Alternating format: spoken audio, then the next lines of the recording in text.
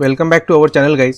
मित्रांनो, ज्या गोष्टीची भीती होती तेच आता गोष्ट आपल्या भारतात झाली आहे.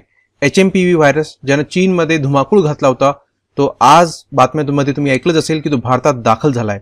आणि तो दाखल झाल्याबरोबर आपल्या देशातील सगळे आरोग्य यंत्रणा हाय अलर्टवर गेली आहे. आज भारताचे आरोग्य मंत्री JP नड्डा यांनी एक स्टेटमेंट सुद्धा जारी केलाय आणि पुन्हा भारतात लॉकडाऊन लागते काय या संबंधीच्या पुन्हा लोक शक्यता वर्तवण्यात येत आहे.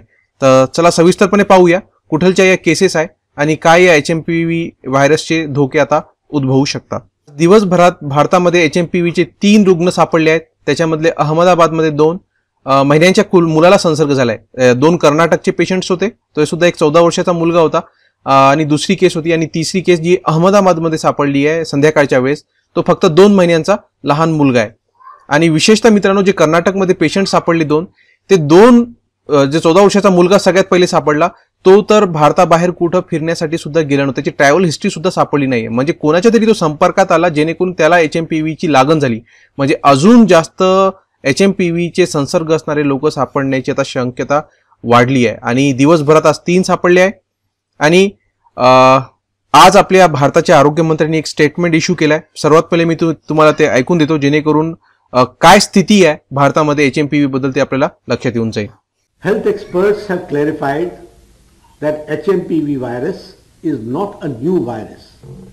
It was first identified in 2001 and it has been circulating in the entire world since many years. HMPV spreads through the air by way of respiration. This can affect persons of all age groups. The virus spreads more during the winter and the early spring months. On recent reports, the cases of HMPV in China, the Health Ministry, the Indian Council for Medical Research and the National Center for Disease Control are keeping a close watch on the situation in China as well as in their neighboring countries. WHO has taken cognizance of the situation and will share their report shortly with us. The country data for respiratory viruses available with Indian Council for Medical Research ICMR and the Integrated Disease Surveillance Program has also been reviewed and no surge in any of the common respiratory viral pathogens is observed in India. Joint Monitoring Group meeting was held under the chairmanship of Director General for Health Services on 4th of January 2025 to review the situation. The health systems and surveillance networks of the country remain vigilant, ensuring the country is ready to respond promptly to any emerging health challenges. There is no reason to worry. We are closely monitoring the situation. भारताचे आरोग्य मंत्री आहे मित्रांनो, हिंदीमध्ये संदेश दिला असता तर कदाचित बऱ्याच लोकांना तो कळालाही असता.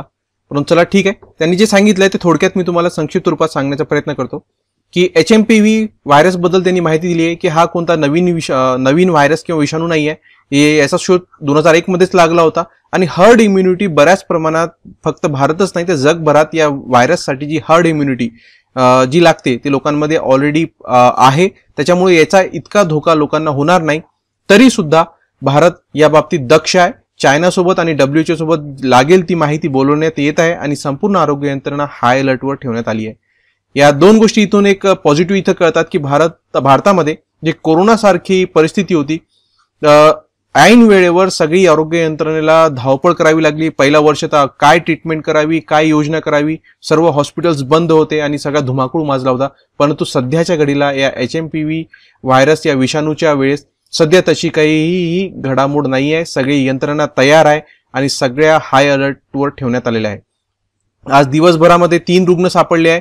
त्याच्यातले बंगळुरू शहरामध्ये बॅप्टिस्ट हॉस्पिटलमध्ये एका 8 महिन्याच्या बाळाला हा HMPV लागण झाल्याचं सिद्ध झालं.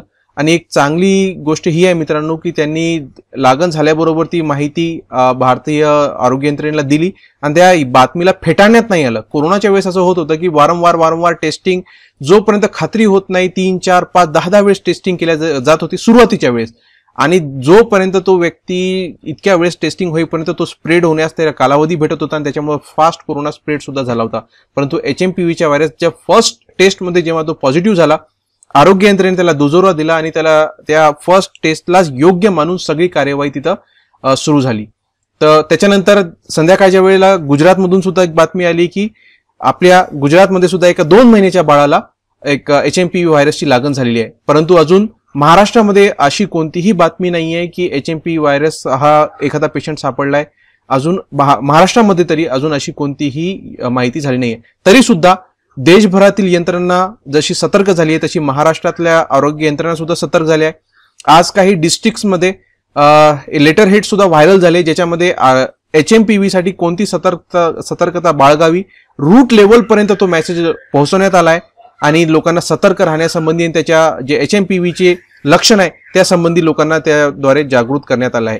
HMPV व्हायरस काय आहे, कधी शोध लागला, ही सगळी माहिती मी आपण मागच्या व्हिडिओमध्ये दिली होती. तुम्ही इथं आय बटन तुम्हाला वरी स्क्रीनवर दिसत आहे, या ठिकाणी जाऊन तुम्ही ती सगळी माहिती पाहू शकता. मित्रांनो, सतर्क राहा, परिवाराची काळजी घ्या आणि जास्त घाबरून जाण्याचं कारण नाहीये. फर्स्ट जे सिम्पटम्स सगळे तुम्हाला दिसून आले तर ताबडतोब दवाखान्यात जा, तुम्हाला त्याचा उपचार सुद्धा भेटून जाईल. त्या व्हिडिओसाठी इतकेच मित्रांनो, धन्यवाद.